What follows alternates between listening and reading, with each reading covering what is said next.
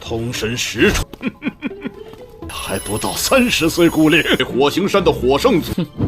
通神十天水派没关系，你们还是该回。谁都知道，天水派和还希望火山主给面子，从来不按年龄来算。要答应我和火舞凤的婚鬼约，什么时候轮到你来决定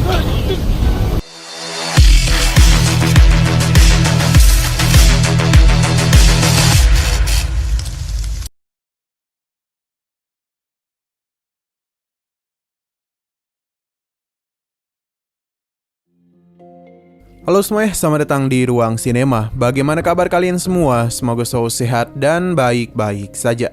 Sesuai jadwal, jadi pada hari ini kita akan kembali melanjutkan series Donghua Supreme God Emperor episode terbaru, yang mana ini adalah episode yang ke-458. Bagi yang mau bergabung dengan series ini, kita sudah sediakan playlistnya. Jadi kalian bisa dengan mudah mencari di mana episode awal dari series ini. Tapi sebelum kita mulai episode terbarunya, kita akan melihat dulu apa saja yang telah terjadi pada episode sebelumnya, tepatnya pada episode 457. Sebelumnya, Muyun bersama para murid lainnya mulai melakukan ujian ketiga, yang mana Tetua Luo meminta mereka untuk tetap berhati-hati, karena musuh utama dari ujian ketiga adalah diri mereka sendiri. Apa yang dikatakan oleh Tetua Hou memang benar terjadi, karena Muyun digoda oleh hal-hal yang sangat didambakan, yakni wanita dan kekuasaan. Namun Muyun tetap bisa menahan dirinya dan pada akhirnya dia pun berhadapan dengan para monster. Dalam pertarungan itu tidak ada satupun monster yang mampu menyentuh Muyun, hingga bahkan sampai dirinya di tingkat ke-10. Muyun menganggap ini sudah lebih daripada cukup. Maka karena itulah dia memilih untuk keluar dari ujian tersebut. Meskipun begitu, Muyun tetap menjadi yang terbaik di antara para murid baru. Bahkan pencapaiannya membuat Tetua Zheng terkejut dan segera melaporkannya kepada Tetua Sekte Huolin. Dia yang bersemangat pun meninggalkan para tamunya hanya untuk menemui Muyun saja. Sekarang kita akan melanjutkan episode terbarunya. Di sini Bibi Yun meminta Tianxing untuk tidak bertindak sembarangan. Namun Tianxing begitu percaya diri karena dia menganggap kekuatannya sudah lebih daripada cukup.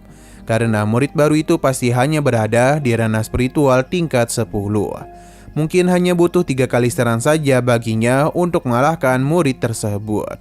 Selain itu, Tianxing masih kesal kepada Huolin karena tidak setuju menikahkan dirinya dengan anaknya yang bernama Hua Wufeng. Dan mengalahkan murid jenius itu, maka Tianxing yakin Huolin akan mengubah keputusannya. Bibi Yun memuji rencana Tianxing, tapi dia tetap harus berhati-hati. Tianxing paham dan meminta Bibi Yun untuk tidak mengkhawatirkan apapun. Sebab dia akan memberitahu orang-orang dari Gunung Huoxing kalau Sekte Tianshui dilahirkan untuk menjadi lebih kuat dari mereka. Xian berpindah kepada Muyun, yang mana Niwa menjadi begitu senang karena telah berhasil menjadi murid luar Gunung Huoxing. Tidak hanya itu, plat nomor yang dia dapatkan juga begitu besar. Tapi Niwa penasaran mengapa Muyun tidak mendapatkan plat nomor sepertinya. Atau apakah Muyun langsung menjadi putra suci api dari Gunung Huoxing. Status yang akan Muyun dapatkan itu jauh lebih tinggi daripada para tetua sekte dalam. Para gadis di sana bahkan semakin menggilai Abang Muyun. Niwa menyadari para wanita yang sudah tidak sabar untuk melahap Muyun. 哥，我终于成为火星山的外云哥，怎么没你的号码牌？圣子的地位可是比内门长老还。你看那些女弟子啊，看着你的样。 Sesaat kemudian Huolin pun datang dan rasa begitu penasaran di manakah Muyun itu berada. Muyun sadar betul kalau pria di hadapannya pasti adalah pemilik Gunung Huoxing. Jadi dia pun mulai memperkenalkan dirinya. Huolin sudah tahu kalau Muyun berhasil melewati lapisan pemahaman spiritual tingkat 10. Bisa dikatakan dia memiliki bakat yang baik. Huolin tidaklah bisa menahan dirinya dan menganggap Muyun memang sangatlah berbakat. Dia juga mengatakan kalau Muyun adalah jenius 30 tahun Guliang. Apa yang dia katakan membuat para murid penasaran sebenarnya jenis-jenius apa yang dimaksud oleh Master Huolin. Tapi ia tidak menjelaskannya dan hanya memberitahu Muyun kalau mulai sekarang dia akan menjadi putra suci api Gunung Huoxing. Ia pun memberikan plat nomor yang sangat berbeda dengan milik Niwa. 来人应是火星山主。通神十传，才不到30岁孤立火星山的火圣子。 Plat Putra Suci merupakan simbol statusnya sebagai Putra Suci Api. Ini mewakili langsung kehormatan dari Master Huolin dan dia menjamin tidak akan ada yang berani mengambil tindakan kepadanya. Perintah Putra Suci juga akan selalu direkam untuk dilaporkan balik kepada sekte. Huolin berjanji dia akan melakukan yang terbaik untuk mengejar ataupun menghabisi seseorang yang berani berurusan dengan Putra Suci Apinya. Ia juga menyambut kedatangan murid baru yang telah mau bergabung dengan Gunung Huoxing. Dia menjamin akan bersikap adil kepada mereka semua. Selain itu, mereka harus menunjukkan kekuatan mereka sendiri untuk bisa mencapai status yang pantas mereka dapatkan. Akan tetapi, tiba-tiba saja muncul bola-bola air di tempat tersebut. Ini merupakan ulah dari Bibi Yun. Dia sangatlah ingin melihat seperti apa Putra Suci yang diangkat langsung oleh Master Gunung Huoxing. Para murid tahu kalau mereka berasal dari sekte Tian Shui. Hanya saja mereka penasaran untuk apa orang-orang ini datang kemari. Padahal Gunung Huoxing maupun sekte Tian Shui tidaklah memiliki hubungan yang baik. Tianxing menganggap remeh Mu Yun yang hanya mampu mencapai tingkat 10 saja. Huolin memintanya untuk tidak ikut campur karena bagaimanapun ini adalah urusan Gunung Huoxing. Jadi tidak ada hubungannya dengan sekte Tian Shui. Tianxing meyakini kalau mereka semua sudah tahu kalau kedua sekte saling berselisih paham. Tapi kali ini sekte Tian Shui berinisiatif menjalin persahabatan dengan mereka. Jadi dia berharap Huolin bisa menerima permintaannya. Sebenarnya perkataannya itu telah membuat Huolin kesal. Tekanan pun langsung dia berikan kepada Tianxing. 通神石天水派没关系，你们还是该回谁都知道，天水派和还希望火山主面子。 Untung saja Bibi Yun masih bisa menghentikan tekanan tersebut. Ia meminta maaf karena Tianxing memang tidak memenuhi syarat untuk bisa berbicara kepadanya. Jadi Bibi Yun lah yang akan mewakilinya. Seharusnya pernikahan dua paksi penguasa Gunung Api adalah hal yang cocok.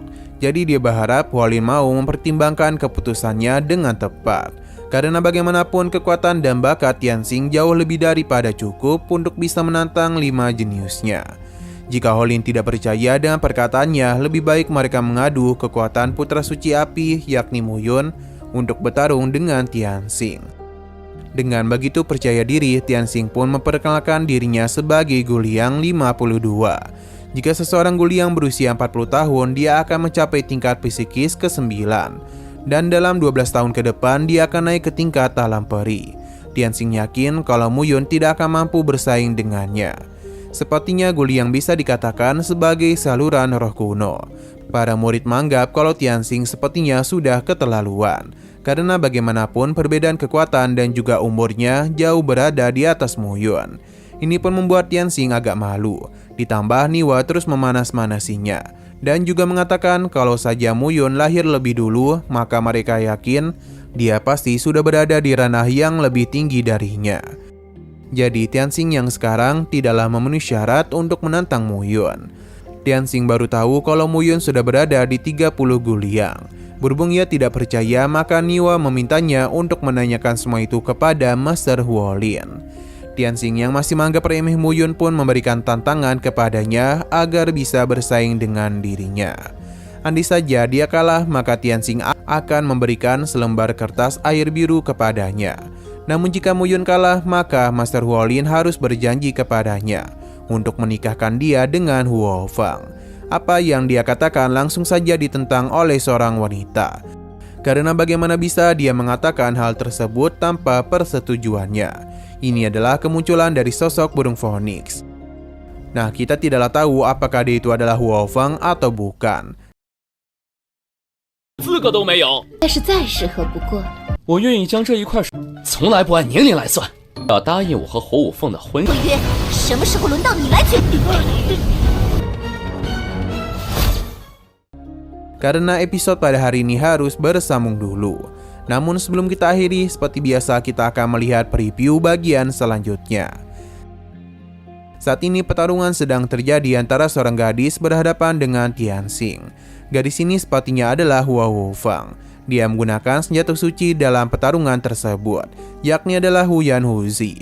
Mereka hanya bisa melihat pertarungan sengit yang terjadi di antara dua jenis itu.